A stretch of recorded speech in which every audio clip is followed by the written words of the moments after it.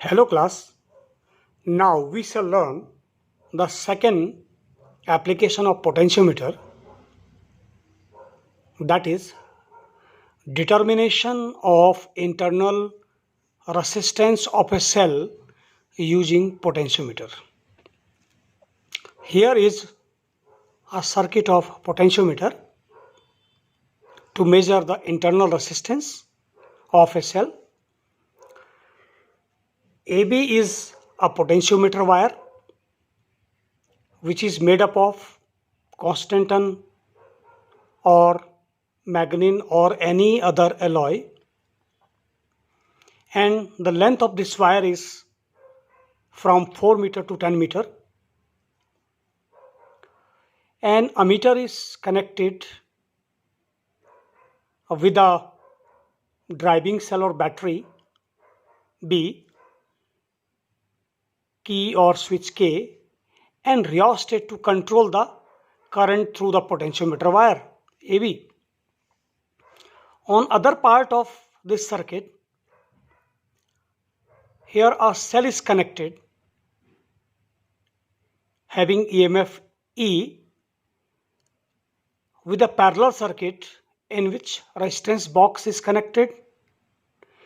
This resistance box is a device which gives standard resistances ranging from 1 ohm to several thousand ohms. A key K2 is provided here with a galvanometer connected through a jockey. Now when this jockey is slided over the potentiometer wire, the current deflection in the galvanometer is either on the left side or on the right side.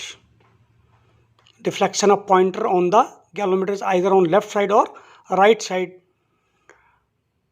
Now we have to find a point on the potentiometer wire by connecting the jockey to that point where no current is flowing through the galvanometer. This is called balancing condition, means current through the galvanometer Ig is 0. So in that condition, now recall the relation of terminal potential, EMF and current and internal resistance of a cell. V is equal to E minus IR. Now here I is Ig because the current is Ig through the cell. Now here Ig is 0. At J1 the balance has occurred, so the current Ig is 0. If Ig is 0, then V is equal to E. So the terminal potential is equal to EMF. Now in a potentiometer, V is equal to E. Now it is potential gradient K, which is nothing but the fall of potential of 1 centimeter wire multiplied by the balancing length. So E is equal to K into L1. Now the balancing length is here L1 at J1. So EMF of the cell is K into L1. Because the cell is not giving current, no current is flowing through this branch of the circuit. Now in the second part, we close the key K2 and a resistance R is taken out from this resistance box. It may be 1 ohm, 2 ohm, 5 ohm, 10 ohm, 20 ohm, etc. Now again we find the balancing length at J2, means no current is flowing through the galvanometer. But this time when the current is not flowing through the galvanometer, then in this part of the circuit current is not flowing. But the current is flowing through the resistance R, means the cell is giving current this time. The current is flowing through the resistance R.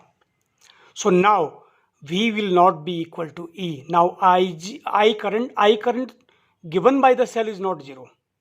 This I current is not zero. Not zero. So the V is not equal to E this time. V is not equal to E this time. V and E are different now from this relation. So the potential V this time is K into L2. Let the balancing length here is L2 up to this point J2. Let this is equation 2. So from these two equations, if we divide equation 1 by equation 2, we get E upon V as K will cancel out, L1 upon L2.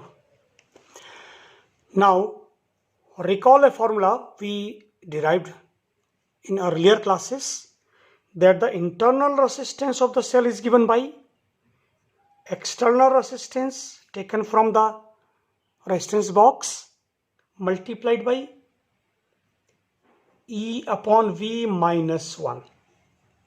Now E upon V ratio from equation 3 is L1 upon L2. So small r internal resistance of the cell is given by external resistance taken from the resistance box. Now this ratio E upon V is L1 upon L2 minus 1. So by knowing what resistance is taken from resistance box and what are the balancing length when resistance box was not in the circuit, first L1 balancing length, when resistance box with resistance R is introduced in the circuit, then the balancing length L2, we can measure the internal resistance of the cell.